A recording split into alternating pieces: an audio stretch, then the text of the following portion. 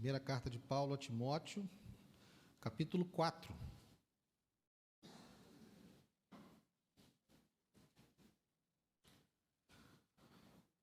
Vamos ler todo o capítulo. 1 Timóteo, capítulo 4, a partir do verso 1 até o verso 16. Todos acharam? Diz assim: Ora, o Espírito afirma expressamente que nos últimos tempos alguns apostatarão da fé, por obedecerem a espíritos enganadores e a ensinamentos de demônios, pela hipocrisia dos que falam mentiras e que têm a consciência cauterizada, que proíbem o casamento e exigem a abstinência de alimentos que Deus criou para serem recebidos com gratidão pelos que creem e conhecem a verdade. Pois tudo o que Deus criou é bom, e se recebido com gratidão, nada é recusável, porque é santificado pela palavra de Deus e pela oração. Expondo essas coisas aos irmãos, você será um bom ministro de Cristo Jesus, alimentado com as palavras da fé e da boa doutrina que você tem seguido. Mas rejeite as fábulas profanas e de velhas caducas. Exercite-se pessoalmente na piedade, pois o exercício físico tem algum valor, mas a piedade tem valor para tudo, porque tem a promessa da vida que agora é e da que há de vir. Fiel é essa palavra e digna de inteira aceitação, pois é para este fim que trabalhamos e nos esforçamos, porque temos posto a nossa esperança no Deus vivo, Salvador de todos, especialmente dos que creem. Ordene estas coisas e ensine-as. Ninguém o despreze por você ser jovem. Pelo contrário, seja um exemplo para os fiéis na palavra, na conduta, no amor, na fé, na pureza. Até a minha chegada, dedique-se à leitura pública das Escrituras, à exortação, ao ensino. Não seja negligente para com o dom que você recebeu, o qual lhe foi dado mediante profecia, com a imposição das mãos do presbitério. Medite estas coisas e dedique-se a elas, para que o seu progresso seja visto por todos. Cuide de você mesmo e da doutrina. Continue nestes deveres, porque fazendo assim, você salvará tanto a si mesmo como os que ouvem. Senhor, muito obrigado pela tua palavra, Deus. Fala conosco nessa noite. Alimenta-nos, Senhor, porque é das palavras que saem da tua boca que nós precisamos. Então, Senhor, me anule, que não seja eu, que não sejam as minhas limitações, que não sejam as minhas ideias, mas seja a tua palavra, Senhor, ministrada aos nossos corações, que ela nos transforme, que ela nos exorte e que ela nos edifique, para podermos, ó Deus, sermos filhos melhores para ti, irmãos melhores uns para os outros, e que nós possamos cumprir, Senhor, a tua missão nessa terra, até que o Senhor venha. Muito obrigado por tudo, em nome de Jesus. Amém. Pode sentar, queridos.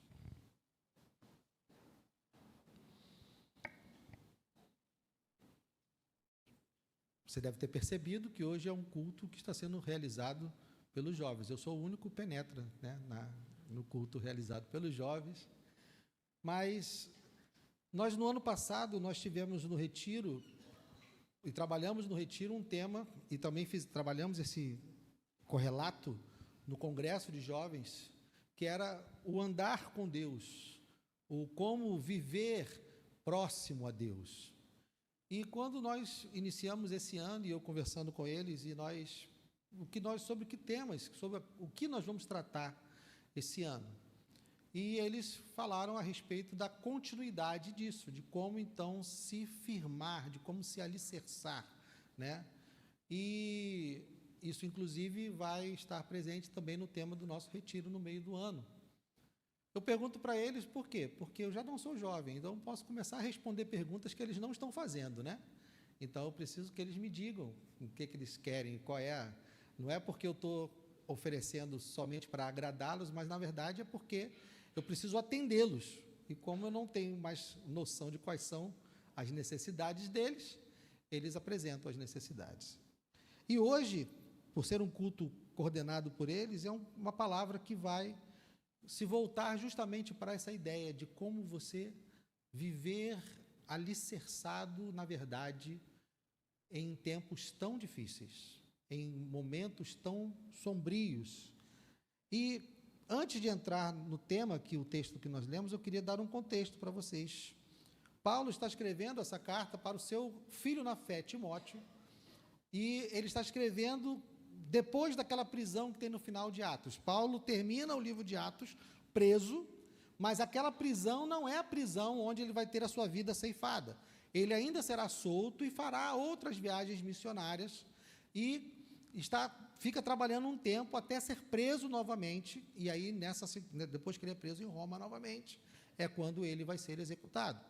Mas aqui ele está falando com Timóteo, que ainda aqui nessa carta, é um jovem com 30 e poucos anos, né? E é chamado de jovem porque Paulo é bem mais velho, os presbíteros, né, a liderança da igreja de Éfeso é bem mais velha, então ele é considerado ainda um jovem, mas ele acompanha Paulo desde a sua mocidade, porque ele foi chamado para andar com Paulo na sua segunda viagem missionária, lá há 15 anos antes. Dá um pulinho, deixa marcado aí, Timóteo. Vamos lá no livro de Atos, capítulo 16.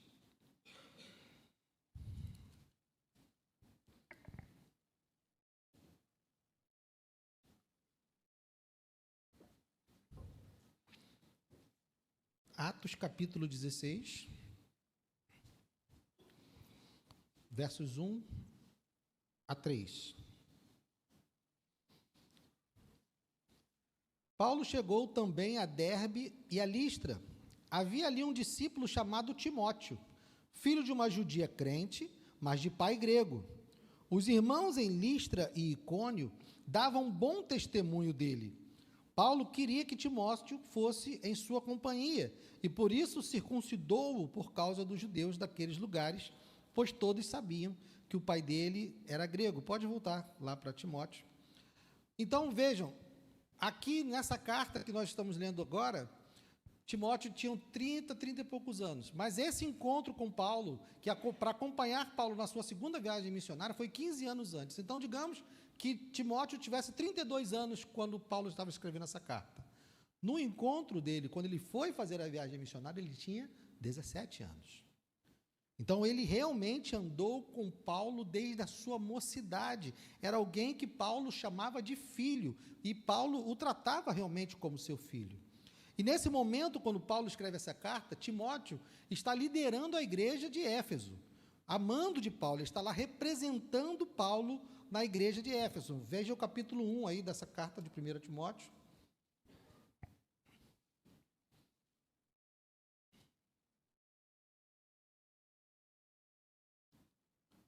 A partir do verso 1 até o verso 7. Paulo, apóstolo de Cristo Jesus, por ordem de Deus, nosso Salvador, e de Cristo Jesus, nossa esperança, a Timóteo, verdadeiro filho na fé, que a graça, a misericórdia e a paz da parte de Deus Pai e Cristo Jesus, nosso Senhor, estejam com você. Quando eu estava de viagem rumo à Macedônia, pedi a você que ainda permanecesse em Éfeso para admoestar certas pessoas, a fim de que não ensinem outra doutrina, nem se ocupem com fábulas e genealogias sem fim. Essas coisas mais promovem discussões do que o serviço de Deus na fé. O objetivo dessa admoestação é o amor que procede de um coração puro, de uma boa consciência e de uma fé sem hipocrisia. Algumas pessoas se desviaram destas coisas e se perderam em discussões inúteis, pretendendo passar por mestres da lei, não compreendendo, porém, nem o que dizem, nem os assuntos sobre os quais falam com tanta ousadia. Então, vejam a missão que Paulo deu para Timóteo, que ainda é um jovem por quê? Porque a própria liderança, os próprios anciãos da igreja de Éfeso eram bem mais velhos do que ele. Mas vejam a missão que ele recebe de Paulo, uma missão para admoestar, uma missão para corrigir essas pessoas. Ele está lá com a autoridade de Paulo para tratar com essa igreja a respeito dos problemas e principalmente dos falsos mestres que estavam instalados lá na igreja de Éfeso. Paulo muito tempo antes, já tinha alertado a liderança da igreja de Éfeso de que isso iria acontecer. Volte lá em Atos capítulo 17.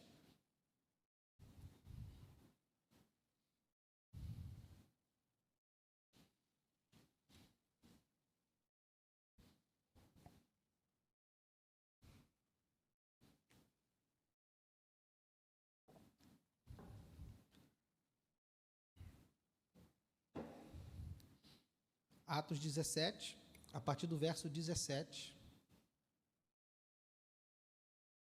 Não, epa, falei errado.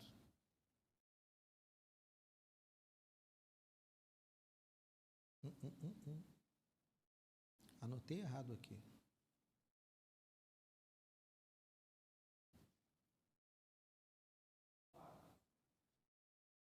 O verso 24? Não. Acho que é 20, hein? Vamos lá.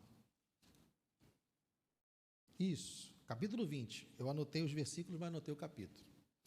Atos 20, a partir do 17.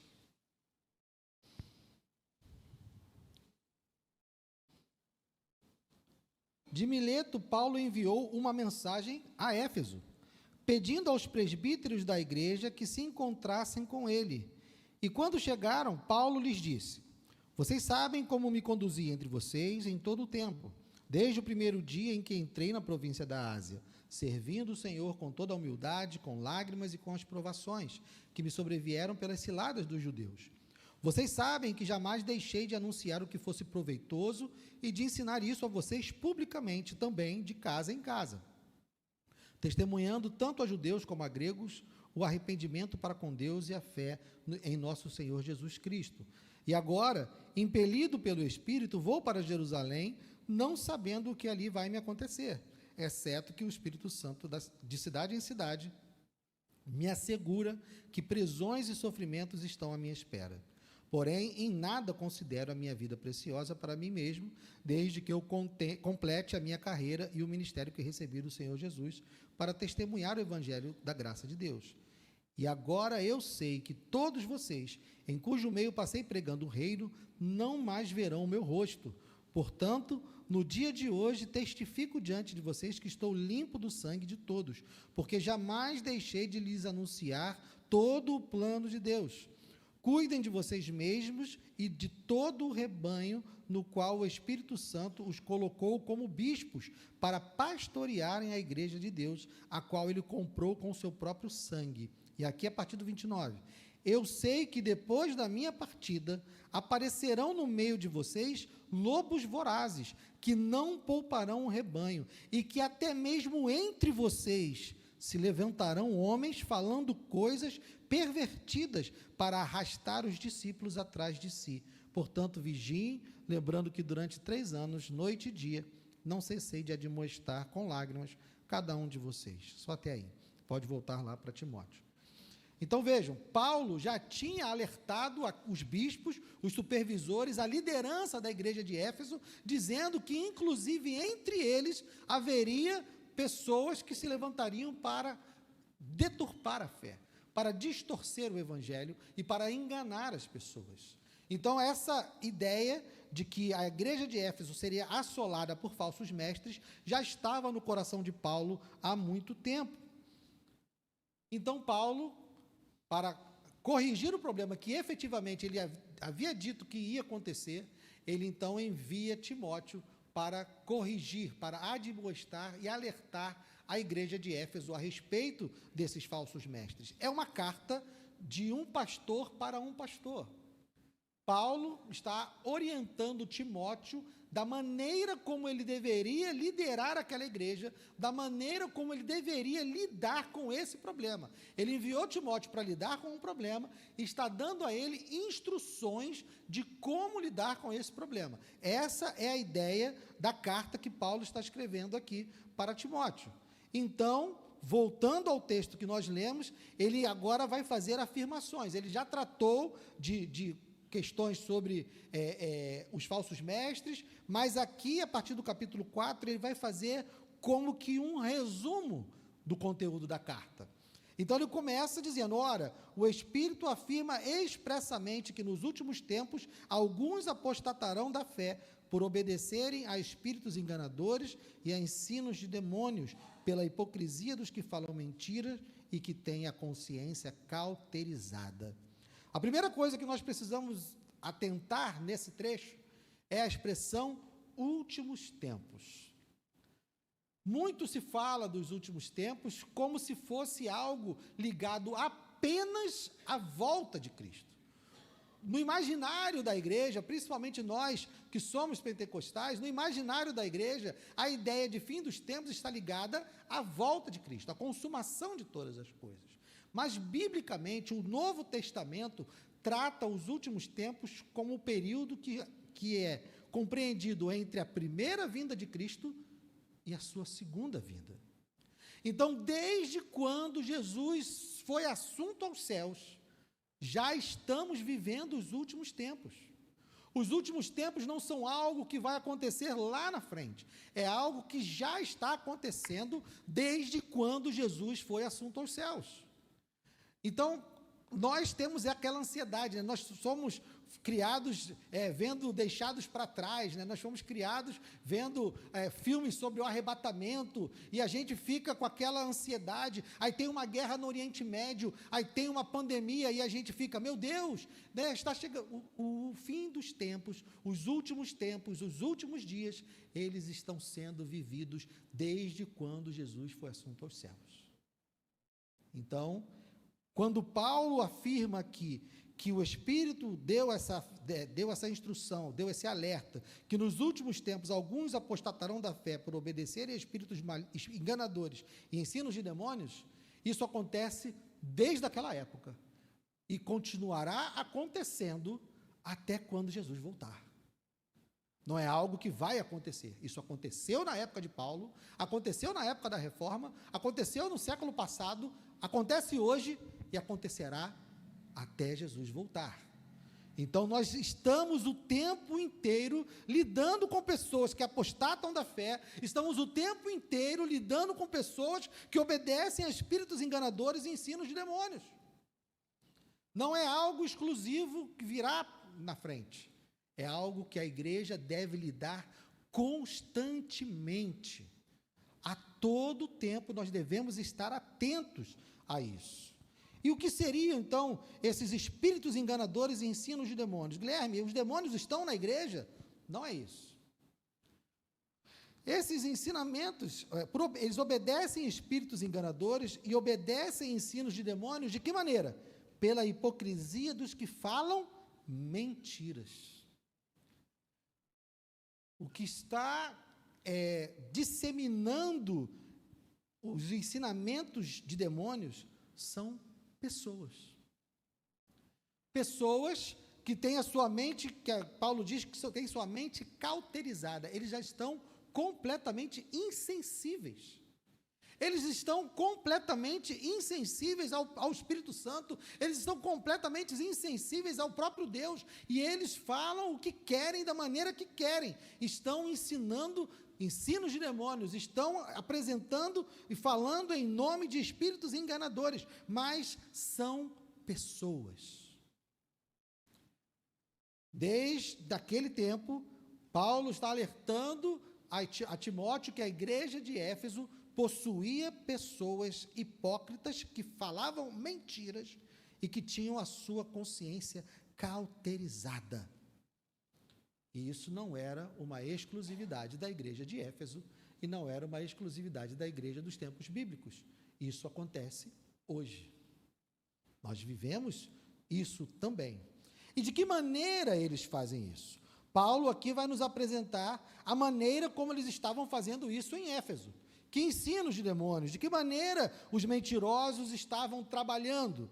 Eles vai dizer no verso 3, que proíbem o casamento e exigem a abstinência de alimentos que Deus criou para serem recebidos com gratidão pelos que creem e conhecem a verdade. Ou seja, esses falsos mestres trabalham com a distorção da palavra de Deus. Por que eles trabalham com a distorção da palavra de Deus?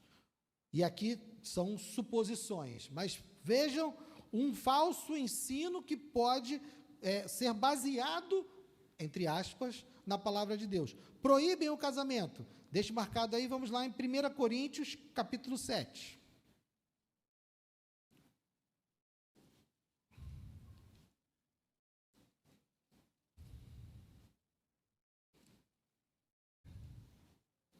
Primeira Coríntios, capítulo 7, vamos ler os versos 7 e 8.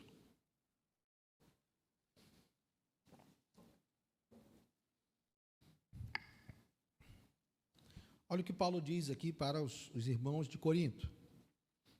Gostaria que todos os homens fossem como eu, ou seja, solteiro. No entanto, cada um tem de Deus o seu próprio dom, um, na verdade, de um modo, outro, de outro. E aos solteiros e às viúvas, digo que lhes seria bom se permanecessem no estado em que eu também vivo.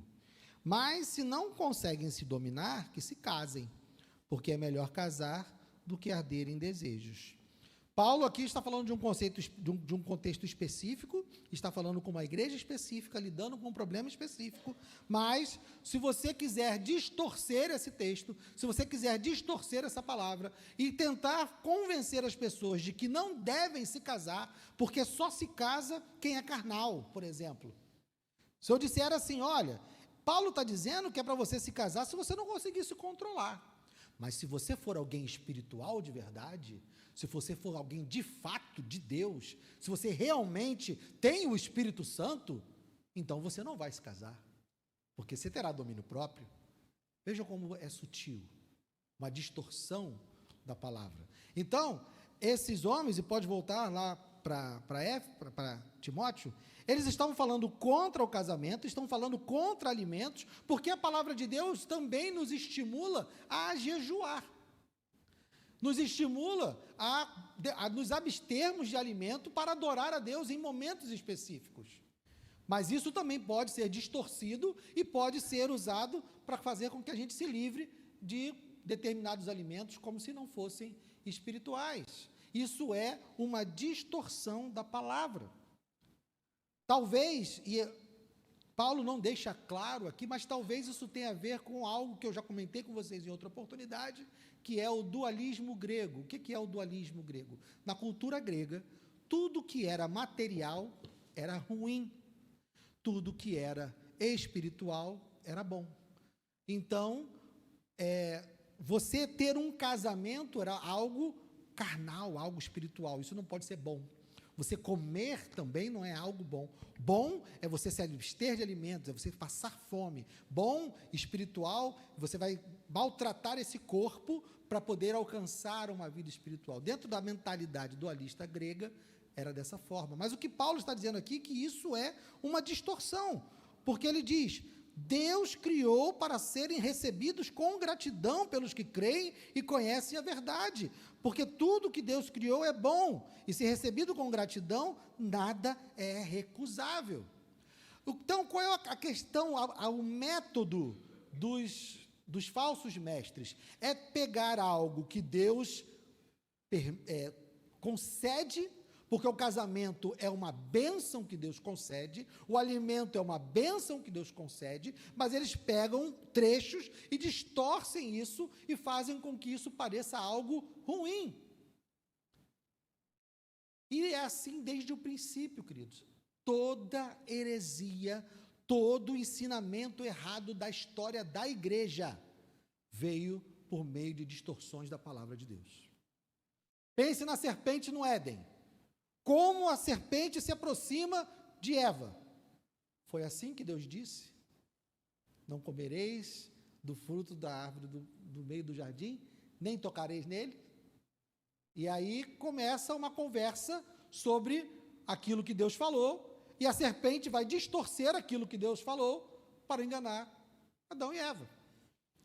Se você pensar na tentação de Jesus no deserto, o que o diabo usa para tentar Jesus? A palavra de Deus. Porque, se você se lembrar, antes de Jesus ser transportado para o deserto, ele foi batizado por João Batista. Nesse batismo, vem uma pomba, desce sobre Cristo, os céus se abrem e Deus fala o quê? Eis meu filho amado, em quem eu me comprazo, em quem eu tenho prazer. E qual foi o primeiro questionamento de Satanás na tentação no deserto? Se és filho de Deus, então diga para essas pedras se transformarem em pães. Ou seja, Deus afirmou, Deus fez uma afirmação de que ele era o seu filho amado. E Satanás vem e diz, se você é o filho amado, então transforme essas pedras em pão. A tática da distorção, ela é desde o Éden, e é o que acontece hoje. Toda a heresia que corrói a igreja surge de distorções da palavra de Deus. Eu tenho muito mais medo de alguém manejando a palavra de Deus de maneira corrupta do que de um ímpio, de um ateu, de alguém que diz simplesmente não acreditar na Bíblia e vive de acordo com a sua consciência. Mas alguém que se diz cristão, alguém que se diz um estudioso das Escrituras, conhecedor da palavra de Deus, e se infiltra no meio da igreja com falsos ensinos, esse é um inimigo muito pior. E é isso que Paulo está alertando aqui. Cuidado com essas pessoas. Cuidado, porque muitas pessoas serão enganadas. Muitas pessoas vão apostatar da fé por causa disso. Hoje, e eu já compartilhei com vocês, porque como eu sou líder de jovens, eu estou em todas as redes sociais, tá, gente? Eu estou no Facebook, eu estou no TikTok, eu estou no Instagram, estou em tudo quanto é canto. Hoje, acho que porque eu estou fazendo uma série sobre o Sermão do Monte, às quartas-feiras, hoje apareceu um filho do capeta, falando do Sermão do Monte. Não vou citar o nome para não dar audiência, né? Mas um pastor descolado, né? Um pastor progressista, estava lá falando absurdos. E ele começa o seu vídeo dizendo o seguinte: mentiram para você o tempo inteiro sobre o Sermão do Monte. O vídeo começa assim: mentiram para você o tempo inteiro no Sermão do Monte. E eu fui ver o que ele falava e falei: misericórdia, Senhor. Misericórdia. Um homem inteligente, um homem com muito conhecimento. E que quando você ouve ele falar, você pensa, ele sabe do que ele está falando. E isso está cheio, gente. Tem muita gente fazendo isso em todo canto. E a internet, então, permite isso de maneira absurda. Muito cuidado com aquilo que você tem visto e ouvido nas redes sociais, no YouTube, porque está cheio de falsos mestres por aí. Antes eles precisavam se infiltrar em uma igreja. Agora eles não precisam mais, eles só precisam de um canal. Eles só precisam de uma página e colocar as suas mentiras por aí. Mas isso está acontecendo hoje. Então, quais são os conselhos que Paulo dá para Timóteo para lidar com essa situação? São conselhos que servem para nós. Por quê? Porque nós também estamos vivendo os últimos tempos, nós também estamos lidando com mentiras, com falsos mestres, que talvez não sejam as mesmas mentiras que esses contavam na igreja de Éfeso, mas que são mentiras que querem nos desviar. São ensinos de demônios e são espíritos enganadores que estão chegando até nós. Então, os conselhos que Paulo vai dar para Timóteo são conselhos que cabem a nós. Embora Timóteo fosse um pastor, e nós vamos ver aqui que há conselhos que Timóteo vai dar, que Paulo vai dar para Timóteo, que nem todos nós vamos conseguir aplicar, mas na sua grande maioria nós vamos poder fazer. E qual é a primeira questão que Paulo traz para ele? Olha, expondo essas coisas aos irmãos, você será um bom ministro de Cristo Jesus. Ou seja, se nós conseguirmos expor para os nossos irmãos, se Timóteo conseguisse expor para a igreja de Éfeso, e eu como pastor, pastor Gilson como pastor, e pastor Yuri como pastor, a liderança dessa igreja, conseguir expor para vocês qual é a verdade, estaremos sendo bons ministros de Cristo. Mas a pregação da palavra não é um ministério exclusivo da liderança da igreja. Todos nós não só podemos, como devemos pregar a palavra de Deus. Então, a primeira coisa que Paulo traz aqui é que nós devemos expor para os outros a verdade, nós devemos apresentar a verdade da palavra de Deus. Porque assim nós seremos bons ministros de Cristo.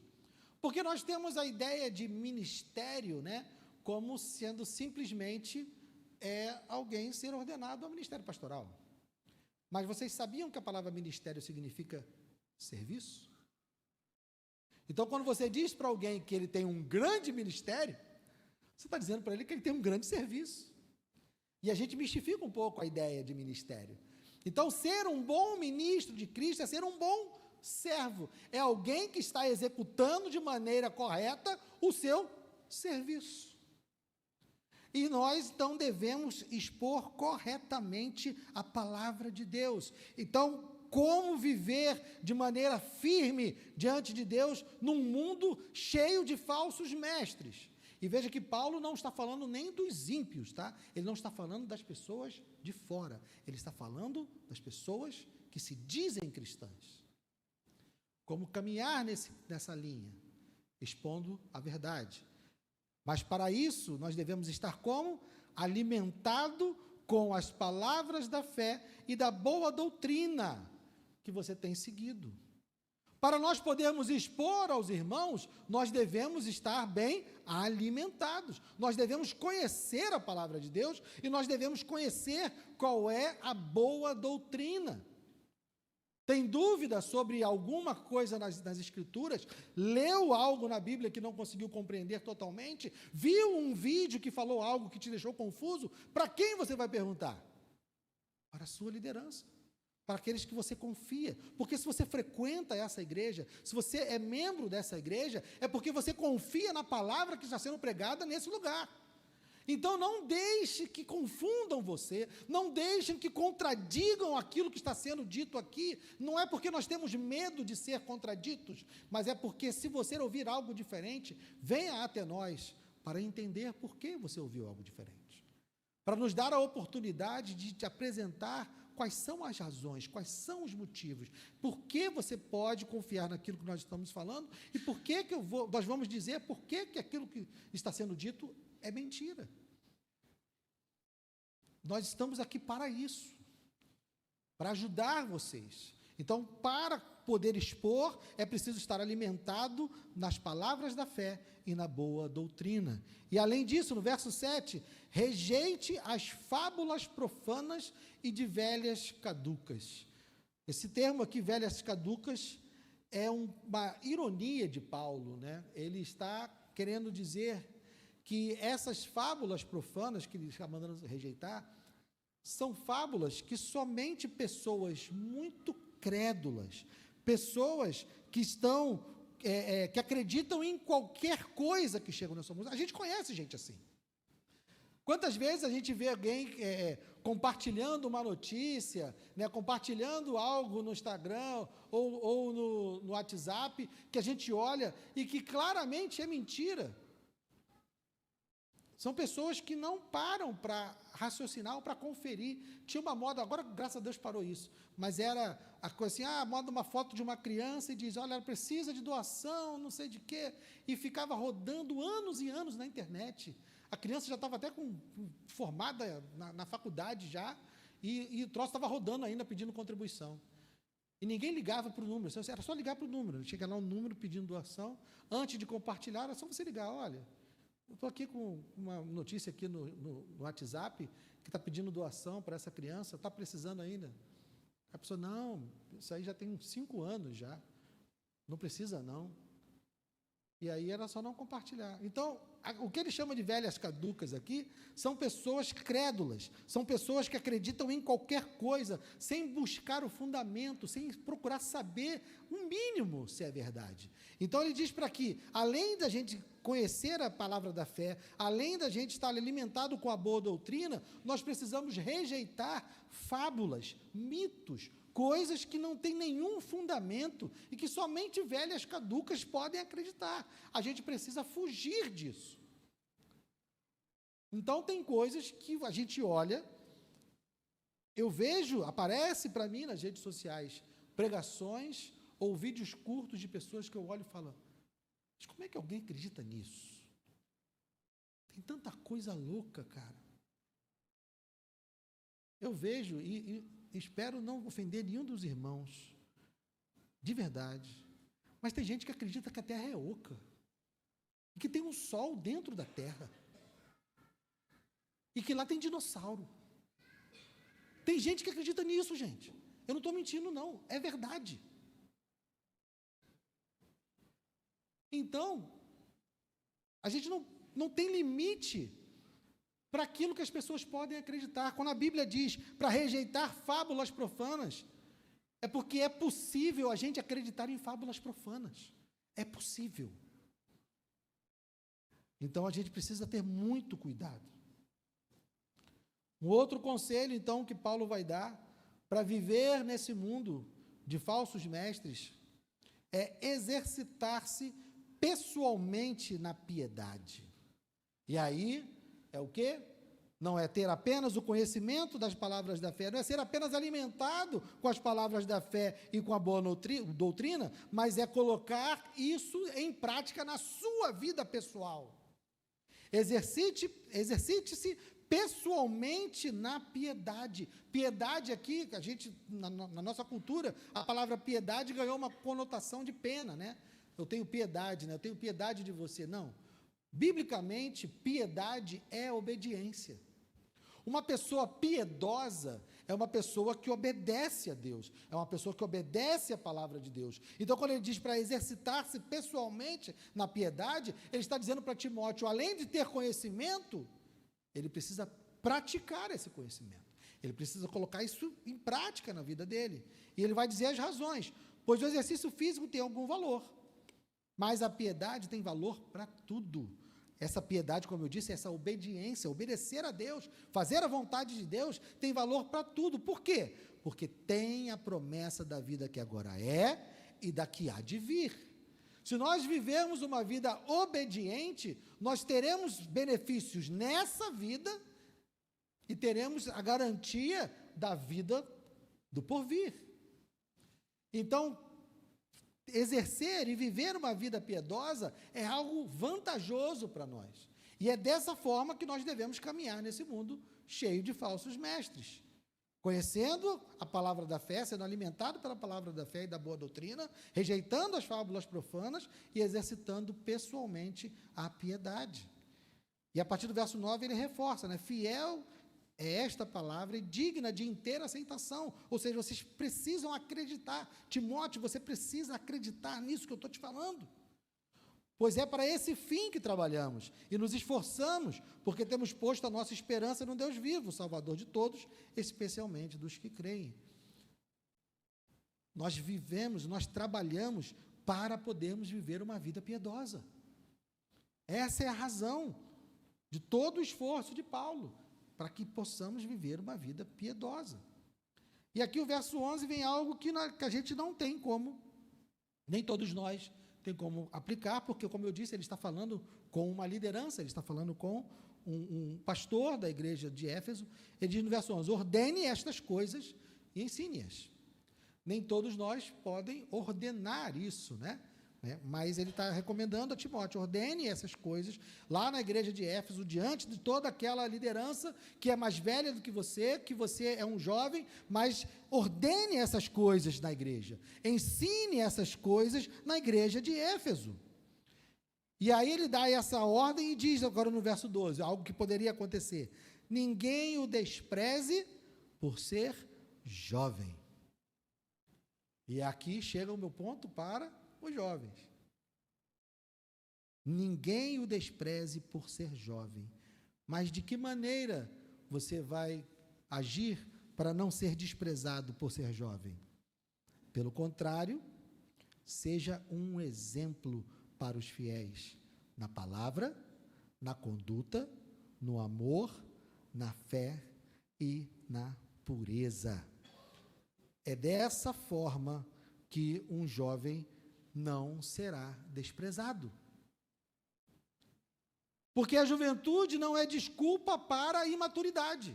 Paulo está tratando com um jovem. Paulo está tratando com alguém que ainda não é considerado um ancião. Ele está tratando com alguém que diante da igreja de Éfeso, que diante da liderança de Éfeso, talvez fosse menosprezado pela sua idade. Mas Paulo está dizendo, a sua idade não é desculpa para você agir de maneira imatura. Haja pelo contrário. Haja de maneira que seja um exemplo. Porque se você for um exemplo, as pessoas não vão desprezar você. Não vão te tratar como alguém menor por ser jovem. Porque se a sua conduta for uma conduta condizente com a palavra, todos vão respeitá-lo. Todos vão considerar o que você tem a dizer. Porque Timóteo foi enviado à igreja de Éfeso para palavras duras. Timóteo foi enviado à igreja de Éfeso para corrigir aquela igreja. E para ele corrigir aquela igreja, ele precisava ter uma conduta condizente com essa tarefa. Ou seja, para Timóteo ter credibilidade ou não diante da igreja de Éfeso, ele precisava ter uma conduta que fosse exemplo para aquela igreja. E aí, agindo dessa forma, ele não seria desprezado, ele não seria menosprezado por conta da sua idade, porque veriam, é um jovem, mas é um exemplo. É um jovem, mas ele conhece a palavra. Ele diz o quê? Ele dá o exemplo em quê?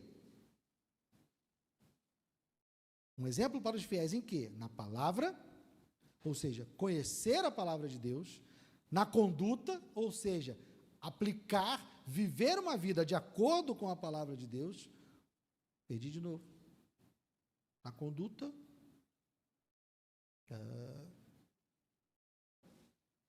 perdi aqui, cara. Tá. No amor, amando os seus irmãos, amando o próximo, na fé e na pureza. Então, jovens, sejam exemplos. A sua idade não é desculpa para não ser um exemplo. Você não pode se esconder atrás da sua idade para dizer, mas eu sou apenas um jovem, eu sou apenas um rapaz latino-americano, sem dinheiro no bolso, né? Essa música não. Mas não use a sua idade como desculpa para que você não seja um exemplo. Você pode ser um exemplo para pessoas mais velhas do que você. Você pode ser uma referência para pessoas que têm mais tempo de igreja do que você tem de idade. Tudo vai depender da maneira como você se conduz. Tudo vai depender da maneira como você se relaciona com a palavra, com a sua conduta, com o seu amor, com a sua fé e com a sua pureza. E agora no verso 13, uma condição também mais pastoral. Paulo está falando com Timóteo, porque Paulo tem uma expectativa de também chegar até a igreja de Éfeso. Lembre-se que Paulo enviou Timóteo para demonstrar aquela igreja, mas Paulo tinha uma expectativa de ir lá também.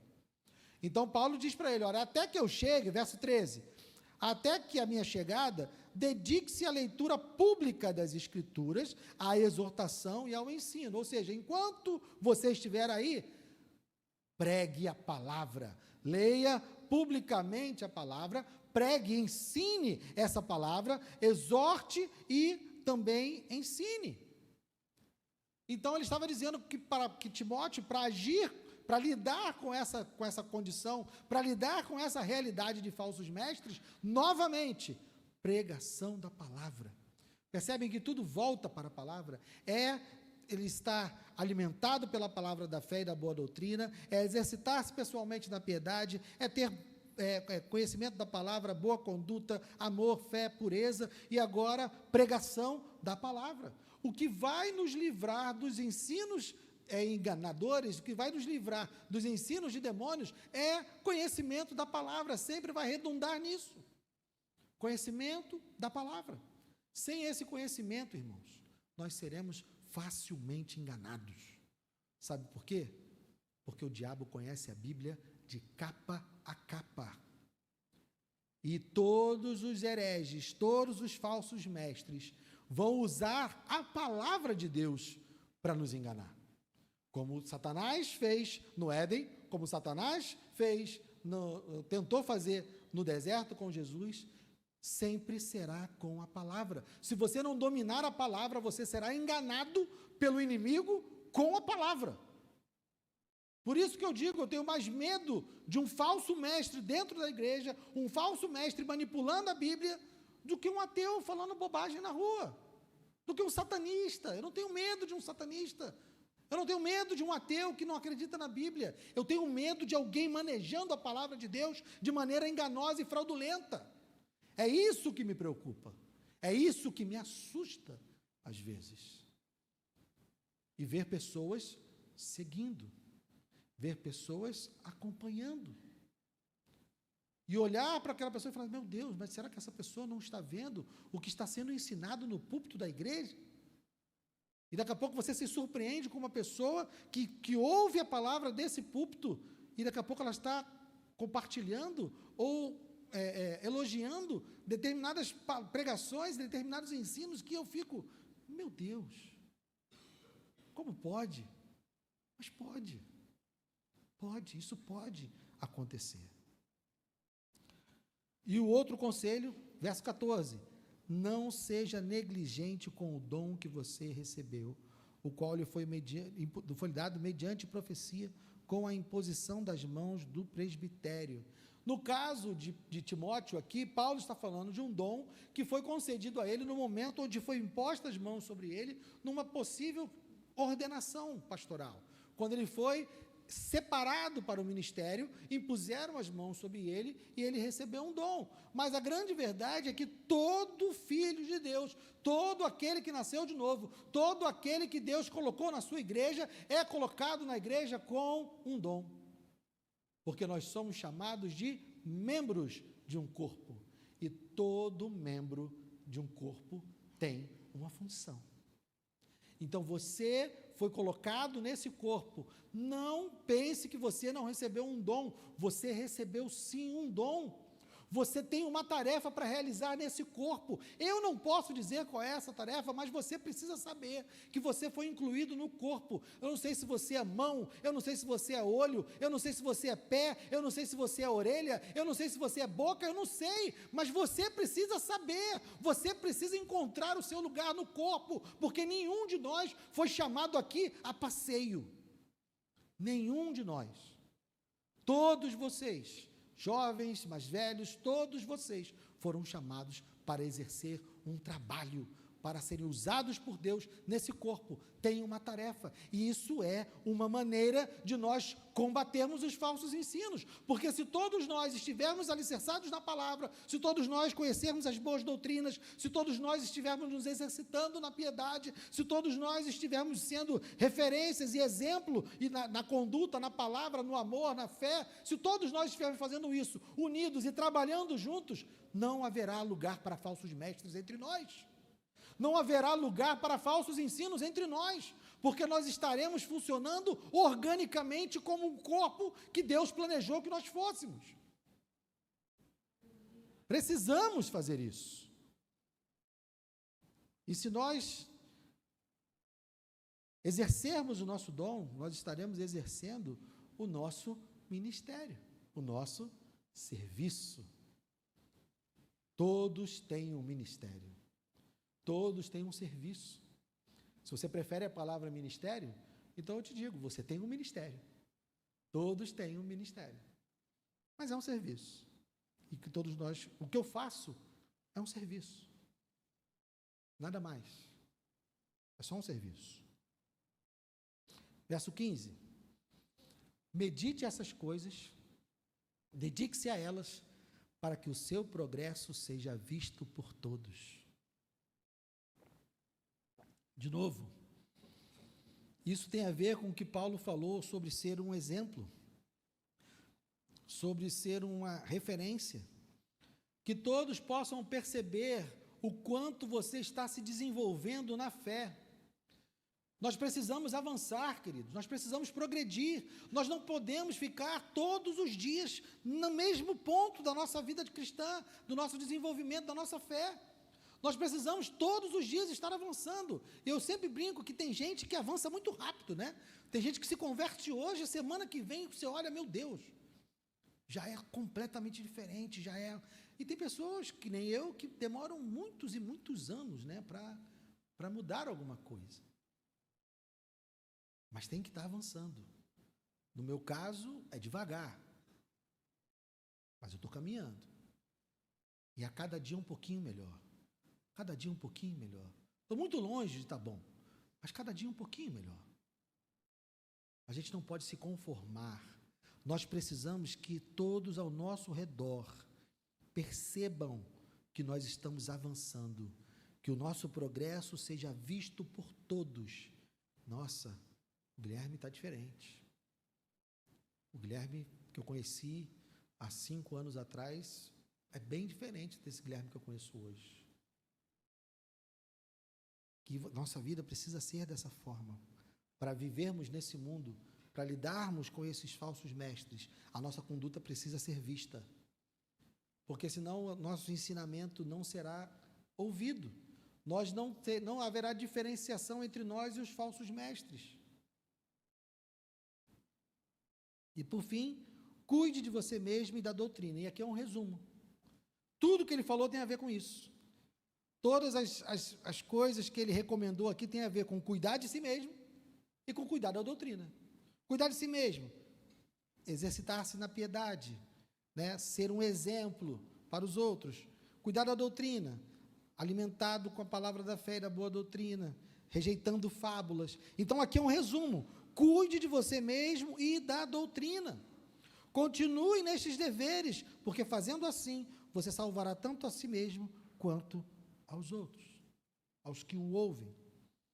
E é claro que Paulo não está dizendo que a gente vai salvar alguém, porque nós conhecemos o ensino de Paulo, nós conhecemos o que Paulo nos ensina sobre a salvação, e nós sabemos que quem salva é o Senhor.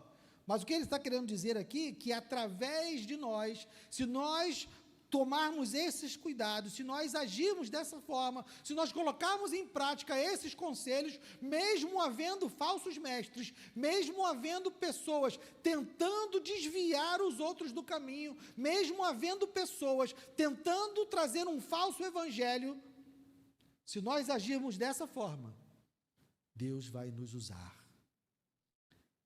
Deus vai nos livrar e nos usar para que essas pessoas sejam salvas pela verdade do Evangelho.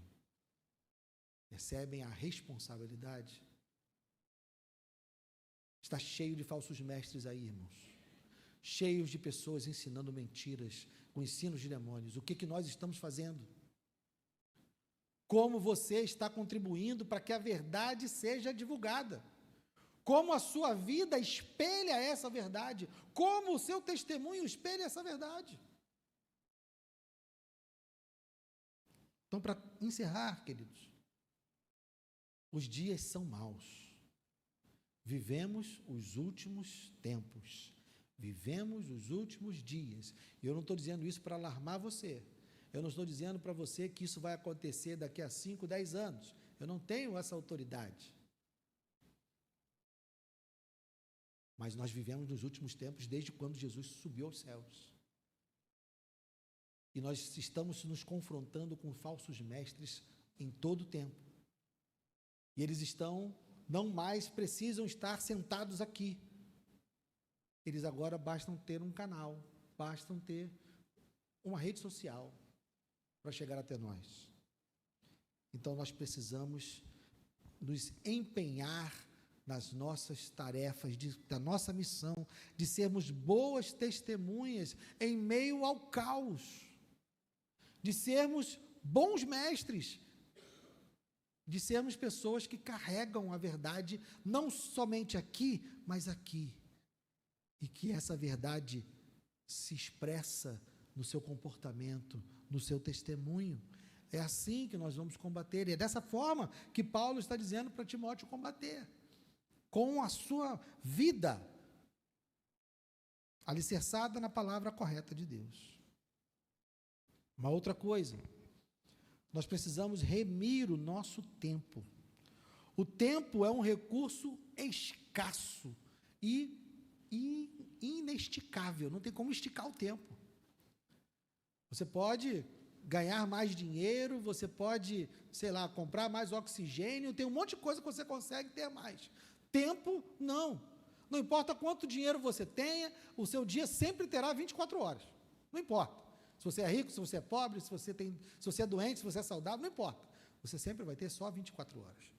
Então, cuide bem de como você vive essas 24 horas, porque Paulo nos deu muitas tarefas aqui. Nós precisamos conhecer as Escrituras, nós precisamos nos empenhar numa vida cristã, e isso requer tempo, requer dedicação. Eu, irmãos, e eu vou dar um testemunho pessoal, eu abandonei a televisão tem mais de 15 anos. Eu não vejo um repórter. Eu não tenho antena de televisão espetada na minha casa, nem a cabo, nem sem ser a cabo. Minha televisão só passa streaming, só tem aquela coisa de Netflix, né, para eu ver um filme de vez em quando e tal. E mesmo tendo Netflix, eu não assisto séries. Ah, Guilherme, você não assiste série por quê? Porque você acha que série é do capeta? Não, não. Tem um monte de série interessante aí para se ver. Eu não assisto série porque toma meu tempo. E a Netflix foi feita para roubar teu tempo, né? Você bota um seriado lá, você não precisa nem apertar para vir o próximo episódio. Você está vendo lá o episódio, daqui a pouco ela já... Pum, já entra o próximo episódio. E quando você vai ver, você passou 5 horas na frente da televisão. Tempo que nunca mais vai voltar. Nunca mais vai voltar. Então eu não vejo mais série. Eu vejo um filme de vez em quando. Minha filha fica chateada comigo. Pai, tem uma série legal para a gente ver. Eu falei, filha, qual o tamanho da série? Ah, não, são 3 temporadas com episódio de 50 minutos. Eu faço as contas. Eu falei, meu Deus, é quase um dia da minha vida vendo série. Eu falei, não vou ver não, filha. Não, mas não tem nada demais na série não. Eu falei, eu sei, filha, mas é meu tempo. Eu preciso desse tempo para fazer outras coisas. Então a gente precisa remir o tempo. Queridos, eu não estou demonizando redes sociais, eu não estou demonizando televisão, eu não estou demonizando nada disso. Eu só estou dizendo que nós precisamos aplicar bem o nosso tempo, porque esse tempo não volta. Eu não gosto nem de dormir muito. E aí eu não sei, tem gente que gosta muito de dormir, né? Mas eu não gosto nem de dormir muito. Sabe aquele blackout? Minha mulher adora o blackout, lá em casa briga por causa do blackout. Porque a gente bota o blackout, e se botar o blackout eu acordo 8h30 da manhã. Aí fico chateado, porque sem o blackout eu acordo às 6. O sol nasce 4 e pouca, né? 5 e pouca, aí a claridade vai e me acorda, eu acordo às 6. Olha só que tenho mais tempo. E eu acordei naturalmente. Meu problema é com o despertador. Eu não gosto daquele pem no ouvido, eu não gosto. Mas o sol entrando pela janela, eu vou lá e acordo. Eu não estou dizendo para ninguém fazer isso não, tá, gente? Estou falando de mim. Eu só estou dizendo que a gente precisa remir o tempo. Veja como você está gastando o seu tempo. Quanto do seu tempo está dedicado para o conhecimento das Escrituras? Quanto do seu tempo está dedicado para a vida do próximo? Quanto do seu tempo está dedicado para o seu dom? Quanto do seu tempo está dedicado para o seu ministério nesse corpo? Isso é uma avaliação que só você pode fazer. Não importa se você está usando o seu tempo para coisas lícitas. A pergunta é, qual é o ganho? Qual é a contribuição? O que você está sendo? Qual é a ferramenta que você está sendo na mão de Deus com o seu tempo? Pense nisso, medite nisso. E por fim, faça uso dos seus líderes para aprender a boa doutrina. Nós estamos aqui por vocês, querido. Nós dedicamos o nosso tempo por vocês. Estamos nos dedicando ao estudo da palavra por vocês também. Então não desprezem isso. Não caiam na nova novidade. Não caiam naquele youtuber que diz que, olha, seu pastor está mentindo para você. Porque isso é uma ótima maneira de ganhar likes e ganhar seguidores. Tem um monte de gente por aí dizendo, olha, traduziram a Bíblia errado. Olha, eles estão dizendo mentiras para você com a Bíblia. Vem falar com a gente. Vem, deixa a gente defender a nossa tese. Não é porque a gente tem medo do contraditório, não. Na verdade, eu gostaria que todo dia tivesse alguém me perguntando alguma coisa. Eu queria que todo dia tivesse alguém me mandando um vídeo e perguntando se era verdade, ou alguém me perguntando alguma coisa da Bíblia porque está com dúvida. Eu gostaria que tivesse isso todo dia, que eu gosto também. E eu fui chamado para isso. Esse é o meu serviço, esse é o meu ministério. Faça uso da sua liderança para você poder ser alimentado com as palavras da fé e da boa doutrina. Amém? Vamos ficar de pé.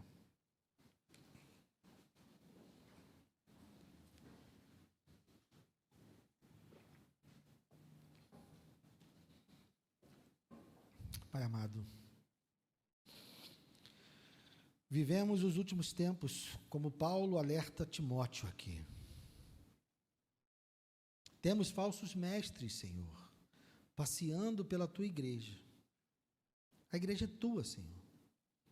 Tu tens todo o poder, tu tens todo o domínio. Se o Senhor quisesse, o Senhor eliminaria todos eles com um estalo. Mas aprove a ti permitir que eles permanecessem. Aprove a ti, Senhor, nos dar instruções de como lidar com eles. O Senhor não quer que eles desapareçam, porque se quisesse, eles já teriam desaparecido. O Senhor quer que nós lidemos com a verdade, que nós proclamemos a tua palavra. Senhor, obrigado e nos ajuda. Nos ajuda, Senhor. Queremos seguir todos esses conselhos que Paulo deu a Timóteo. Sabemos que ele está falando com um pastor, mas entendemos que há muitas coisas que ele falou para Timóteo que nós podemos aplicar na nossa vida, sim, mesmo sem sermos pastores, mesmo sem estarmos com o encargo de admoestar e corrigir uma igreja como Timóteo estava. Nem todos nós temos uma igreja para admoestar, nem todos nós recebem a autoridade de um apóstolo para estar à frente de uma igreja. Mas todos nós podemos e precisamos expor a verdade.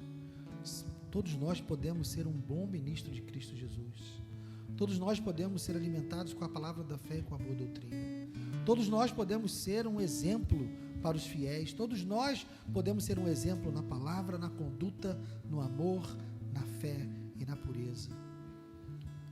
Todos nós podemos exercer os nossos dons. Todos nós podemos fazer isso. Então, ó Deus, que o Senhor nos ajude a transitarmos e vivermos nesse mundo e proclamarmos a tua verdade em meio a esses falsos mestres, Senhor. Que o Senhor nos prepare, que o Senhor nos ajude a remir o nosso tempo, a conhecer a tua palavra e podermos desmentir esses mentirosos. Que possamos, ó Deus, dissipar todos os espíritos enganadores, todos os ensinos de demônios, ó Deus, que a tua igreja esteja pronta, preparada, não apenas um ou outro, ou apenas uma liderança, um pastor, mas que toda a tua igreja esteja pronta e preparada, Senhor, para explicar a palavra de Deus corretamente, aplicar a palavra de Deus corretamente, que todos nós estejamos exercitados na piedade, vivendo uma vida de obediência a Ti, para a glória e para a exaltação do Teu nome. Obrigado por essa palavra, Senhor. Obrigado pelo Teu Espírito sobre nós nessa noite. Fixa essa palavra no nosso coração, grava ela na nossa mente, muda, Senhor, os nossos conceitos, muda, Senhor, o nosso comportamento, por meio da Tua palavra. E que possamos, Senhor, ser instrumentos afiados nas Tuas mãos, instrumentos úteis nas Tuas mãos. Tira-nos da torpeza, tira-nos, ó Deus, da preguiça, tira-nos, Senhor, da perda de tempo. E ajuda-nos, Senhor, ajuda-nos. Leva-nos em paz para os nossos lares. Guarda-nos, Senhor, de todo mal. Eu te peço e te agradeço em nome de Jesus.